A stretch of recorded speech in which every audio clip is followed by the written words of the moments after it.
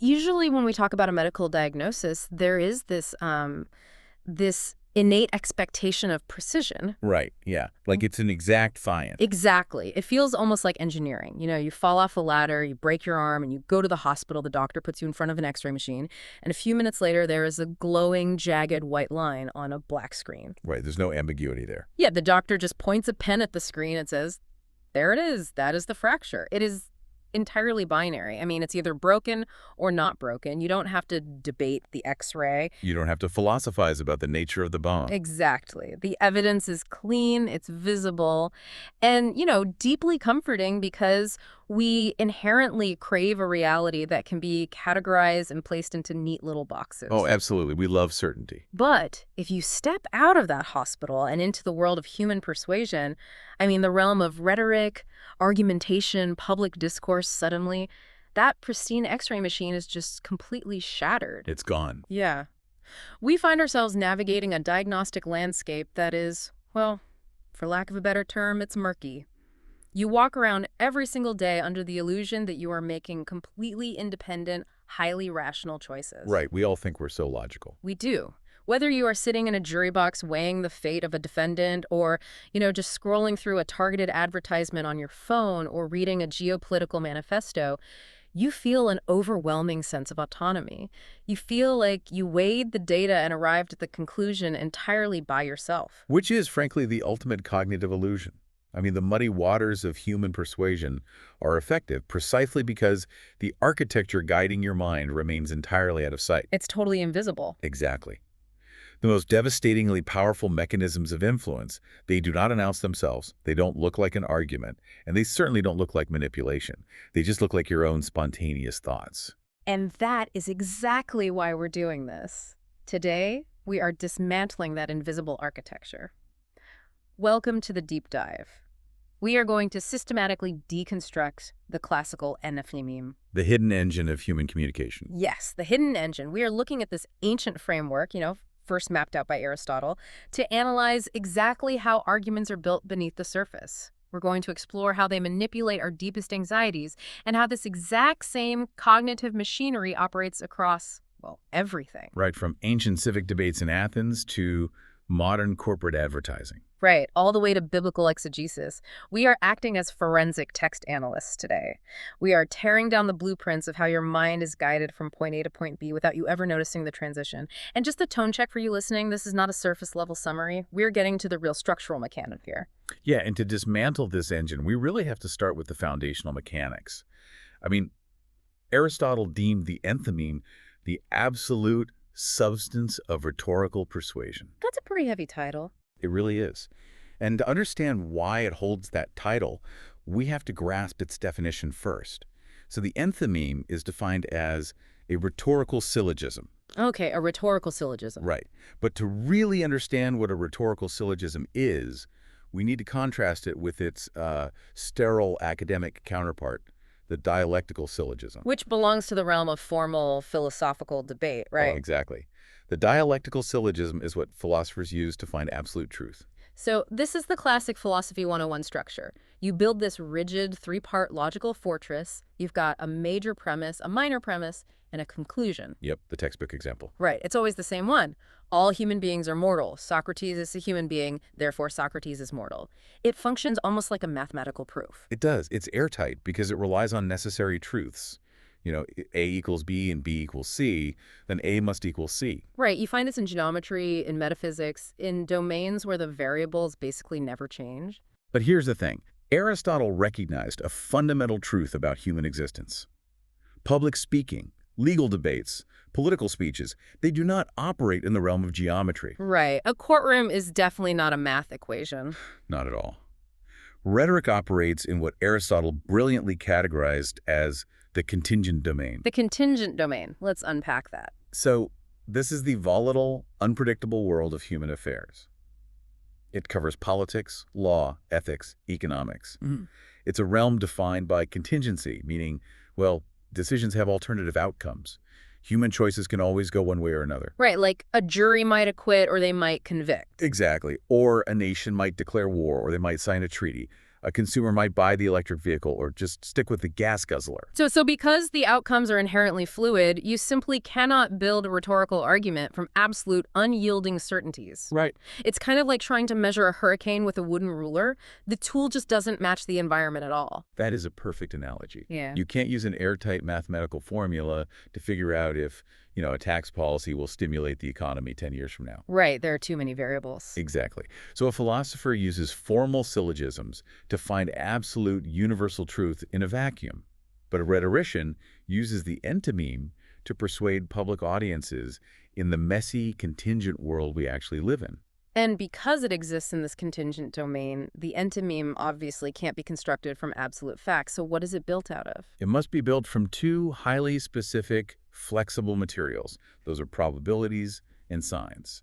Okay, let's break down the chemistry of those two materials, starting with probabilities. The Greek term here is eikos. What does it actually mean to build an argument out of a probability rather than a concrete fact? So a probability, an eikos, represents what happens for the most part. These are the general truths established by human nature, historical precedent, and cultural expectations. Right, they're not universal laws of physics. Right. For instance, the premise that parents fiercely love and protect their children. Or the premise that a person who has embezzled funds in the past is likely to do it again if given the opportunity.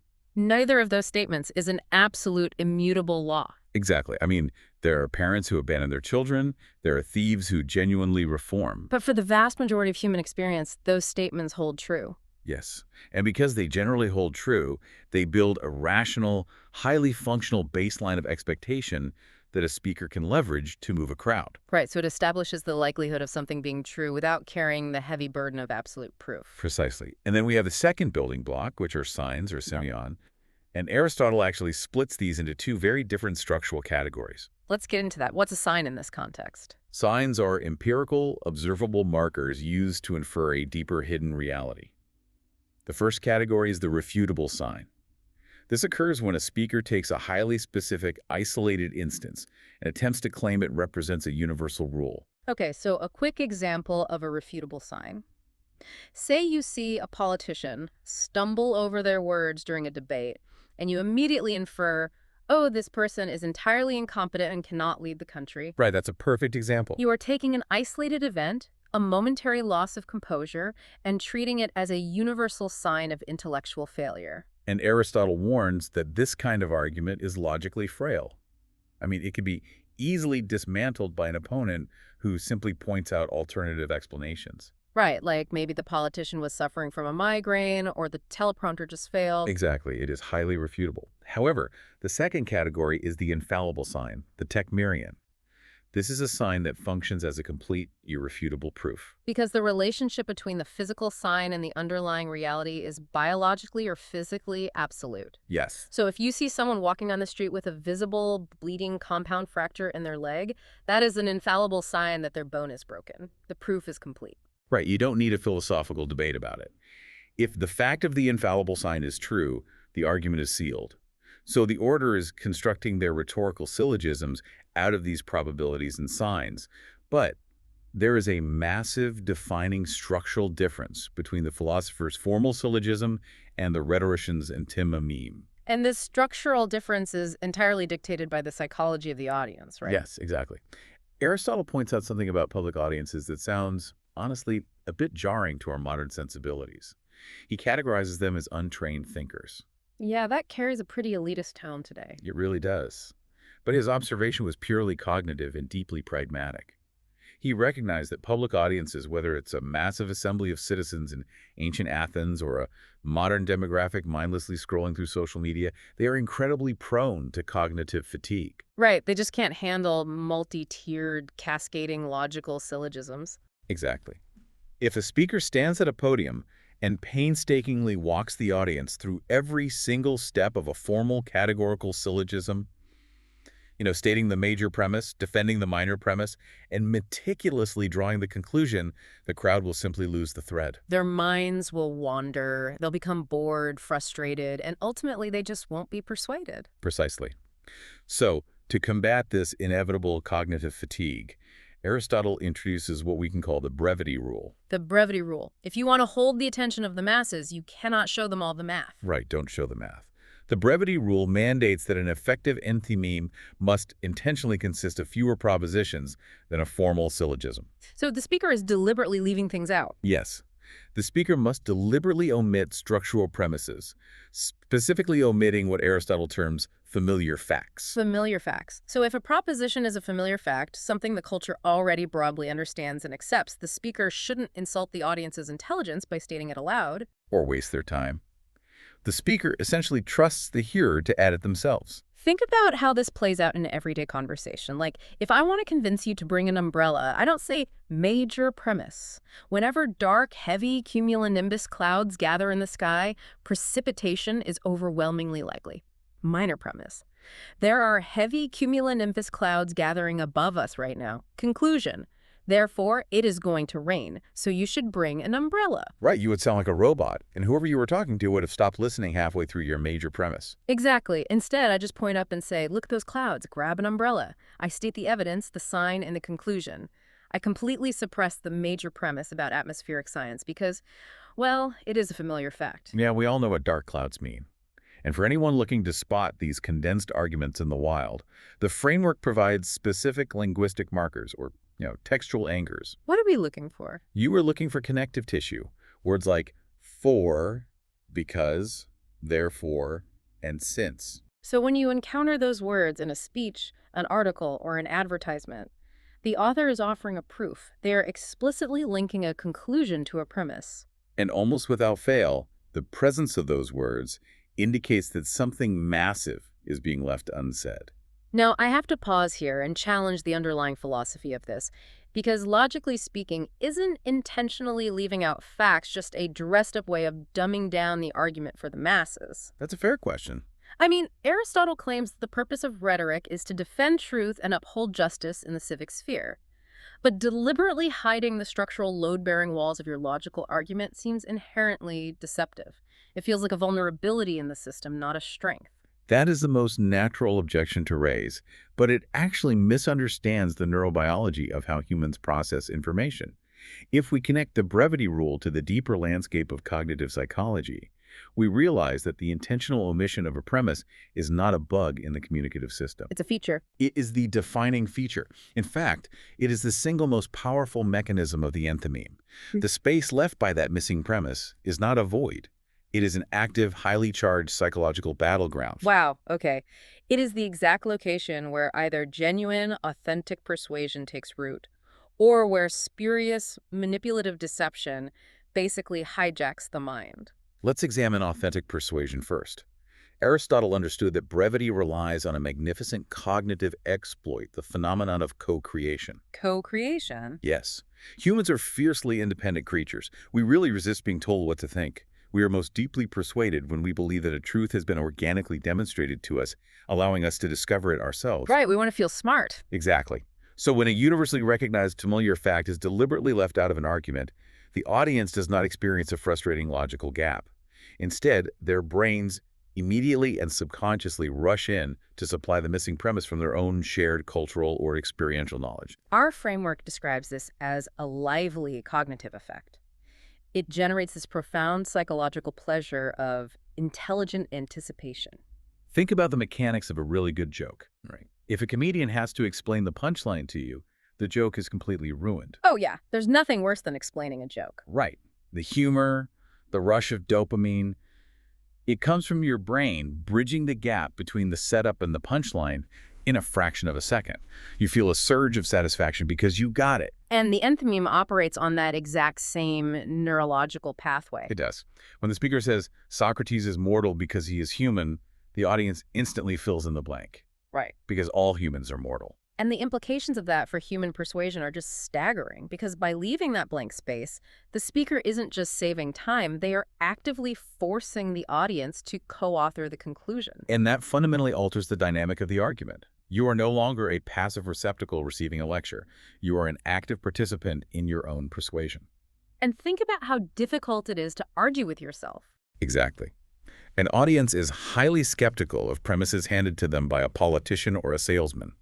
But an audience is incredibly unlikely to dispute a premise that they literally dug out of their own memory and brought to the table themselves. They feel intelligent for putting the puzzle pieces together. Yes, the argument bypasses their critical defenses completely because it feels like a shared communal revelation. I've been thinking about a modern analogy to capture how this works, and it reminds me heavily of a magician forcing a card. Oh, that's interesting. Yeah, have you ever seen a close-up card trick where the magician fans out a deck and casually says, pick a card, any card? Yes, the classic illusion of free will. Exactly. The audience member reaches out and pulls a card, feeling the absolute, unadulterated pleasure of making a totally free, independent choice.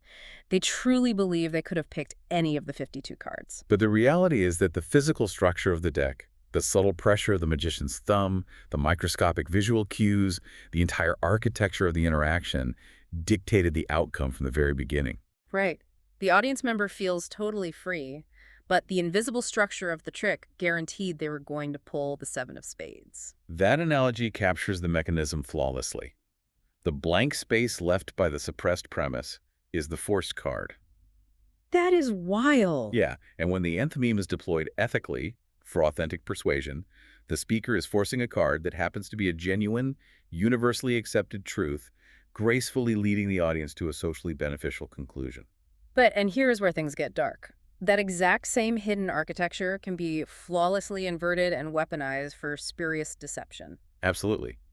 Aristotle didn't just praise the enthymeme, he meticulously cataloged its dark side. He identified a whole suite of manipulative fallacies, which he labeled spurious enthymemes. Spurious enthymemes, counterfeit arguments. Right. They mimic the confident structural cadence of a real proof, but they're completely hollow inside.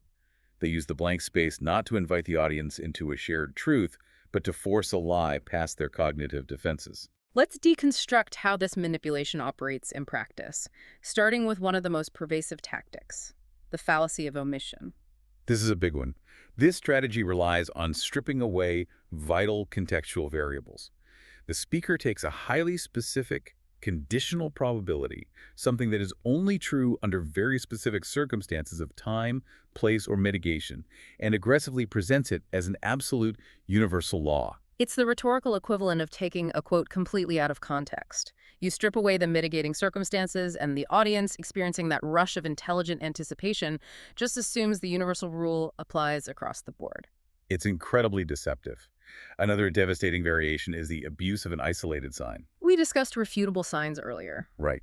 This fallacy takes a particular, highly refutable sign and strategically presents it as if it were an infallible techmerion. Okay, the classic example provided in our framework is the argument that because someone possesses a vicious personality or a notoriously bad temper, they must inherently be a thief. Yes. The speaker presents the sign, the bad temper, and leaves the major premise unstated. And the audience's brain, eager to fill in the blank, subconsciously supplies the wildly inaccurate premise that all vicious people commit property crimes. Which logically is absurd. Not every abrasive, mean-spirited person is a bank robber. It is logically absurd, but emotionally, it is incredibly potent. Especially in the heat of a high-stakes legal trial. If the prosecutor smoothly suppresses that premise, the jury's collective brain leaps over the logical gap. Aristotle actually notes that this tactic easily warps the judge. Warps the judge. Yes, it causes the jury to convict a defendant based on their generalized distaste for the person's character, completely bypassing the glaring lack of actual empirical proof regarding the crime itself. Which perfectly transitions into the most volatile, dangerous weapon in the spurious arsenal, the deployment of indignant or alarmist language. This is what the framework refers to as emotional substitution. Emotional substitution is a masterclass in psychological hijacking. Imagine a prosecutor standing before a jury. Rather than painstakingly proving that the specific defendant in the chair actually committed the specific act of arson, the prosecutor launches into a highly graphic, terrifying, and vividly colored description of the devastating nature of fire. Right. They describe families trapped in burning homes. They detail the destruction of the community. Exactly. They intentionally whip the jury into a frenzy of intense, righteous anger and profound pity. And because of the brevity rule, the jury's minds are still primed for that lively cognitive effect. They're waiting to fill in a blank. But the prosecutor hasn't provided a logical premise. No, instead, the prosecutor provides an emotional vacuum, and the jury supplies their own visceral outrage. The jury infers guilt purely from the sheer velocity of the speaker's passion. They bypass the rational evaluation of evidence entirely. The speaker tricks them into a terrifying cognitive leap, right? Inferring that the accused must be guilty simply because the crime described is so unspeakably awful. The severity of the crime is substituted for the certainty of the evidence. It wears the camouflage of a logical proof, but beneath the surface, it is nothing but a tidal wave of manufactured emotion. And it works. It works so well. This brings us to a critical juncture because, we understand the theory now. We know the enthymeme relies on brevity, on probabilities, and on signs.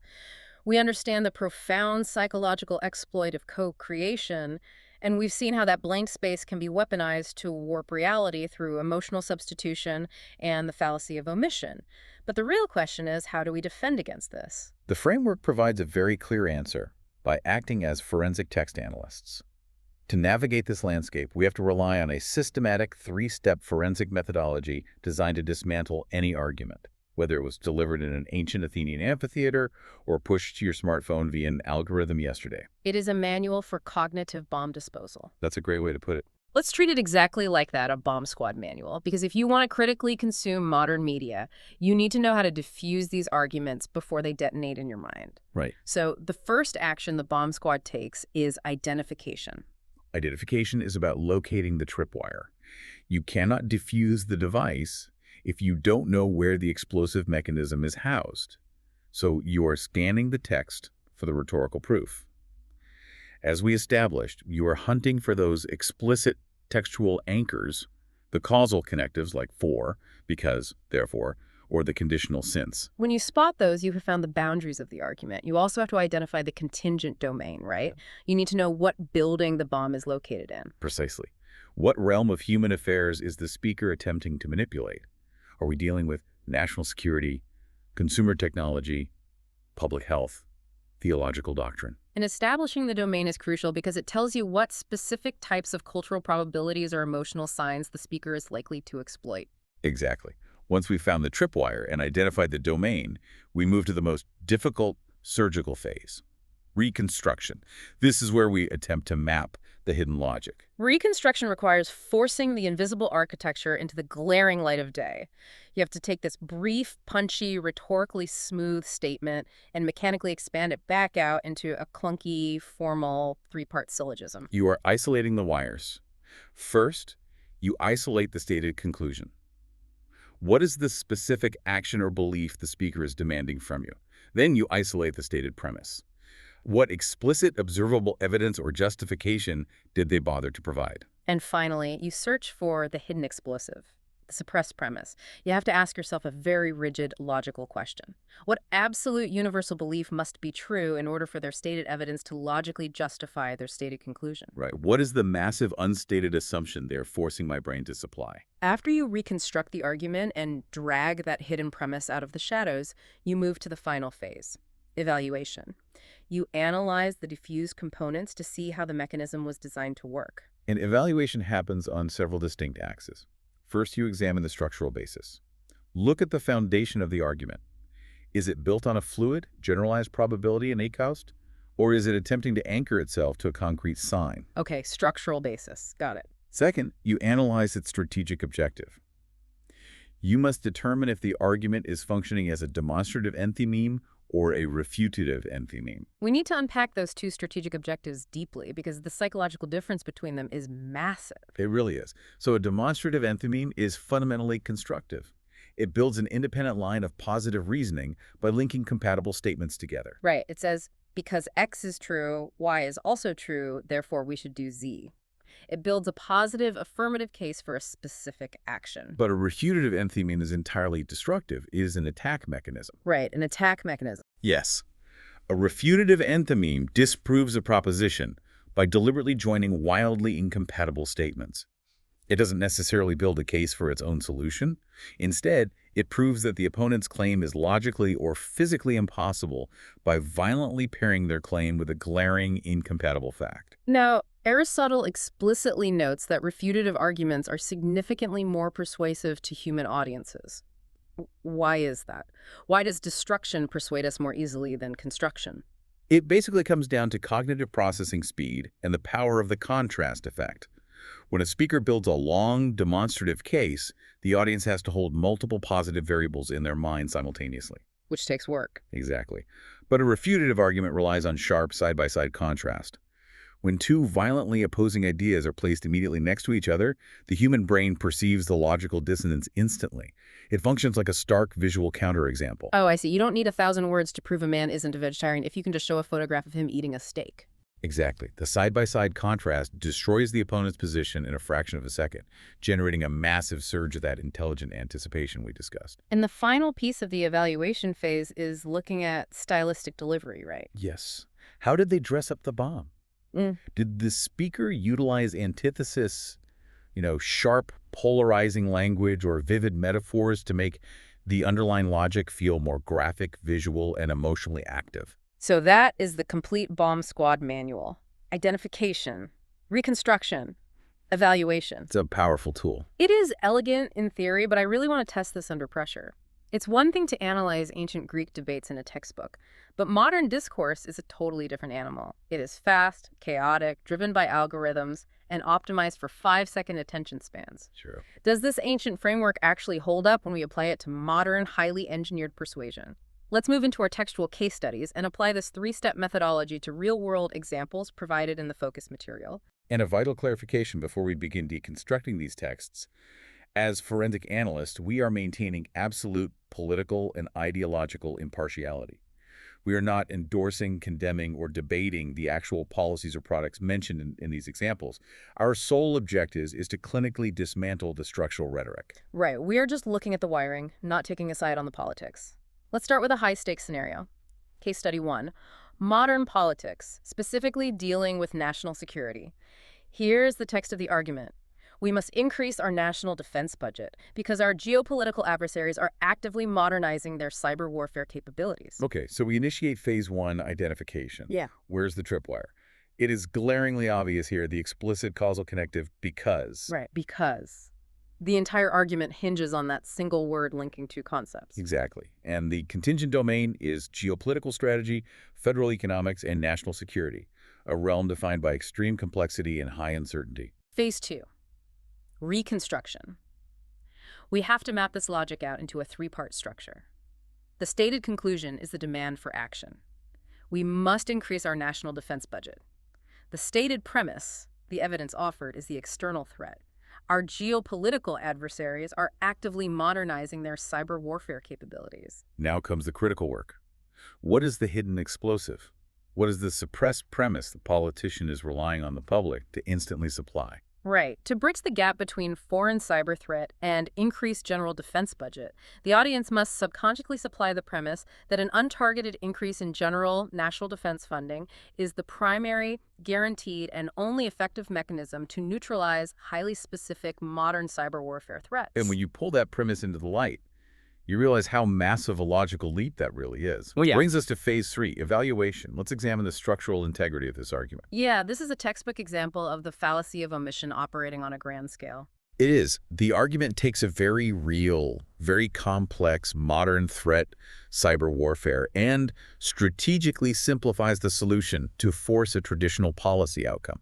It bypasses massive critical variables. It completely omits the how. It ignores alternative, perhaps more efficient responses. I mean, it omits the possibility of diplomatic pressure, targeted economic sanctions, or investing specifically in civilian tech infrastructure rather than the military-industrial complex. Right. It also omits the reality that throwing billions of dollars at traditional defense contractors who build aircraft carriers does absolutely nothing to stop a decentralized network of foreign hackers from attacking a domestic power grid. But the brilliance of the manipulation lies in its use of the brevity rule combined with alarmist emotional undertones. How so? Well, the phrase geopolitical adversaries actively modernizing triggers a deep-seated cultural probability, the fear of foreign invasion. The audience experiences a spike of anxiety. The politician offers a familiar, culturally ingrained solution, increased defense spending. And the audience's brain, seeking immediate psychological safety, leaps across the logical chasm, entirely missing the omitted variables. It is a spurious enthymeme masquerading as a vital national imperative. That is genuinely unsettling when you break it down like that. Let's shift domains entirely to something most people encounter 50 times a day. Case study 2. Corporate branding. specifically an advertisement for the Horizon electric vehicle. Ah, yes. Here's the ad copy. Switch to the Horizon electric vehicle today. Protect your children's future. Phase 1. Identification. This text is structurally fascinating because the textual anchor is entirely implicit. There's no because or therefore. Right. Instead, the logic is driven by an imperative sequence, two commands stacked directly back to back. Switch today. Protect your future. The human brain naturally inserts an unstated in order to or therefore between them. And the contingent domain here is consumer transportation, personal ethics, and global environmental anxiety. Exactly. Phase 2. Reconstruction. The stated conclusion is the commercial objective. You should purchase the Horizon electric vehicle today. The stated minor premise is the moral imperative. You have a fundamental duty to protect your children's future. So what is the massive suppressed premise bridging a car dealership and the survival of a bloodline?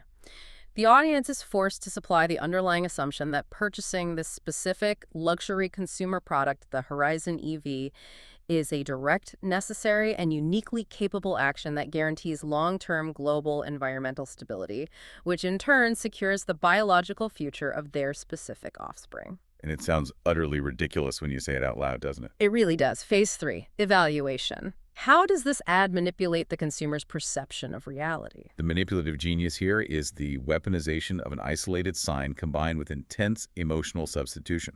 The ad takes a highly specific, refutable sign driving an electric car instead of a gas car and elevates it to an infallible techmerion of moral parenting. Exactly. It completely omits the massive, messy variables of global environmental science.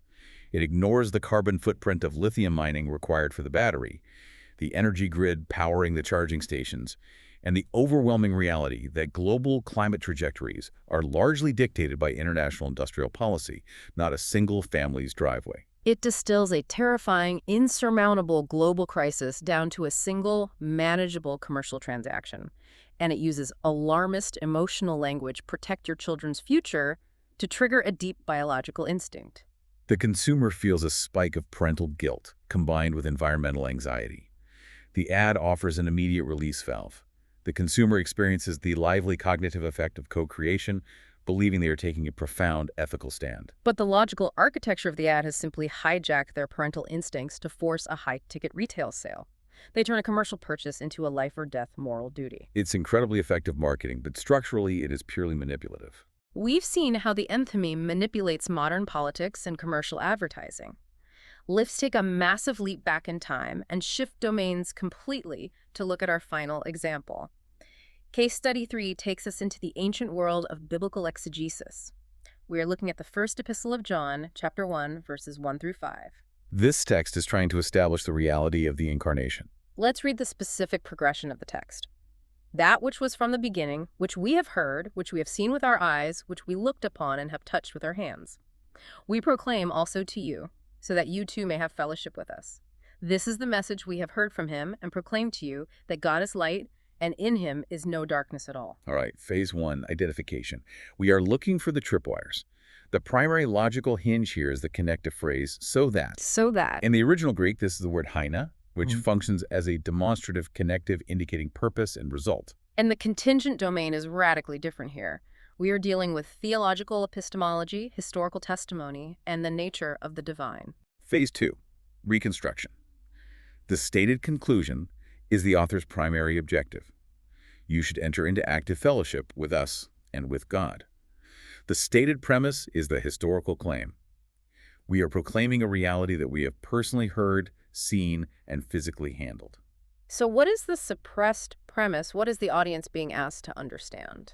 The underlying premise is that empirical, multi-sensory, verifiable historical interaction with the physical person of Jesus validates the absolute truth of the message he brought. Let's move to phase 3, evaluation, because the structural mechanics John uses here are really breathtaking.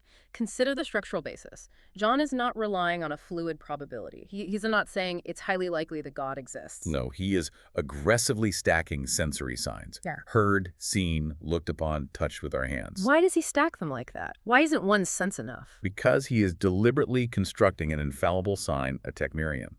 Yeah. In the ancient Greek philosophical landscape, the physical world was often viewed as corrupt or an illusion, while the spiritual world was pure. The idea of the divine becoming physical flesh was scandalous. John counters this by overloading the text with physical data. By stacking hearing, seeing, handling, he is bringing the reality of the incarnation vividly before the eyes of the reader. He is forcing the audience to grapple with the physical weight of the claim. Exactly. If the sign is infallible, if they really touched him, the proof of the incarnation is complete. And the strategic objective here is a demonstrative enthymeme. He is building a massive positive foundation of sensory evidence to justify the invitation to fellowship. But then he punctuates it with an incredible use of stylistic delivery. Yeah, he utilizes a stark, absolute stylistic antithesis. God is light, and in him is no darkness at all. He doesn't just say God is good. He creates a binary, mutually exclusive ontological boundary. Light versus darkness. It leaves absolutely no room for gray areas, no room for mitigation. And because he utilizes that sharp antithesis, he triggers the contrast effect we discussed earlier.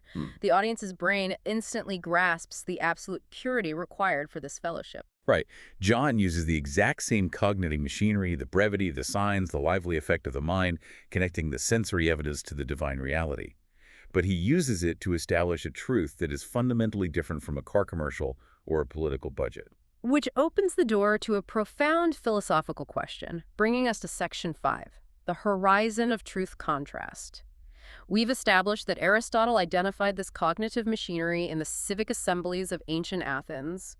We've just seen a biblical author writing decades later in a totally different context utilize the exact same structural gaps, the same sensory signs, the same psychological exploits to persuade his audience.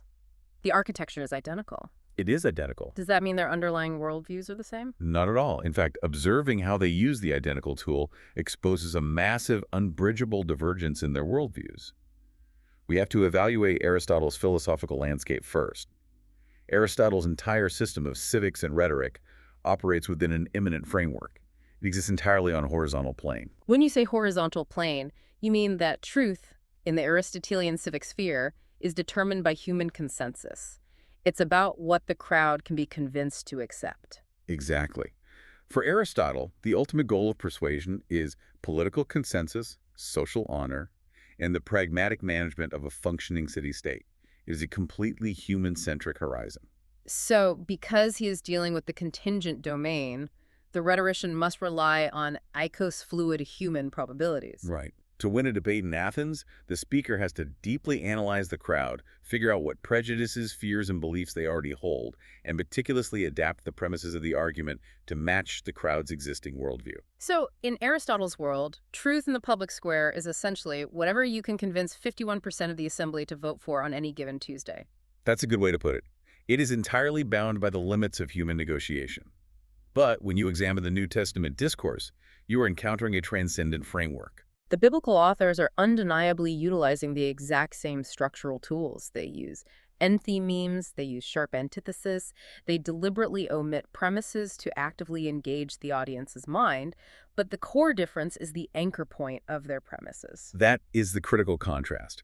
The biblical authors do not rely on fluid human probabilities or eikos. They were not taking a poll to figure out what the cultural consensus is in Rome or Ephesus so they can adapt their message to win a popular vote. They anchor their rhetoric in what they claim are transcendent, historical, unalterable realities, such as the physical, touchable reality of the incarnation we just analyzed. Yes, they are using the cognitive machinery of persuasion not to negotiate a civic policy, but to issue an authoritative declaration. They are commanding absolute faith and obedience based on a reality that they claim exists entirely independently of whether the audience votes for it or not. If we synthesize this clash of worldviews into the broader biblical theological trajectory outlined in our material, we can actually trace how the human capacity for logic and persuasion fits into the grand narrative of human history. The framework traces this through 4 major epochs: creation, fall, redemption, and consummation. Right. Let's expand on the why and how behind those epochs. In the concept of creation, human reason, logic, and the intricate power of language are not viewed as evolutionary accidents. They are viewed as intentional gifts designed to reflect divine truth. The very fact that the human mind is moved by logical demonstration, the fact that we experience the lively cognitive pleasure of intelligent anticipation when we discover a truth that is a feature of our created design. It was intended to foster justice, deep communion, and human flourishing. But then the framework introduces the fall. This is where the machinery is hijacked. The fall. Yes. In the fall, human reason is fundamentally corrupted by self-interest. This is the genesis of the spurious deception we spend so much time dismantling. Aristotle's meticulous catalog of manipulative fallacies, the emotional substitution that warps a jury, the false causality, the omitted circumstances in a political ad. That catalog is essentially a technical, forensic diagnosis of the fallen human mind. It demonstrates how communication was weaponized to serve pride, greed, and the illusion of control. Exactly. Which brings us to redemption. And this is where the early church fathers faced a massive intellectual crisis. Men like Augustine or John Chrysostom looked at Aristotle's framework. They saw the power of the enthymeme, the use of signs, the mechanics of Greek logic, and they had to decide, is this tool inherently pagan? Is logic itself an enemy of faith? That's a profound dilemma. It required a massive psychological leap. It did. Augustine recognized that the mechanism of logic is distinct from the worldview of the user. He argued that if classical logic accurately maps out the neurobiology of how the created human mind actually processes information, then Christians must reclaim that hijacked tool. Right. They realized that you cannot fight a spurious enthymeme with blind emotion. You have to dismantle it with a demonstrative one. Exactly.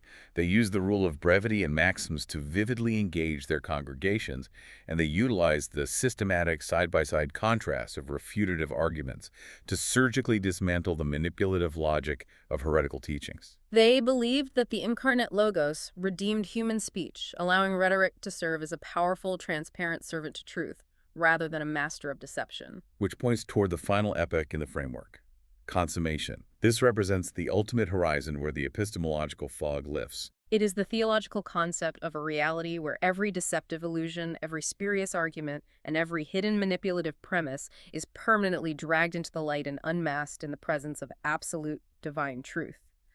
The muddy waters of human persuasion are finally rendered perfectly clear. So we have traveled from the sterile laboratories of formal philosophy to the chaotic assembly of ancient Athens. We have dismantled the hidden architecture of a defense budget proposal and a luxury car commercial. We've explored the sensory proofs of an ancient biblical epistle, and through it all, one reality remains constant: the enthymeme. It is the invisible engine driving the human mind.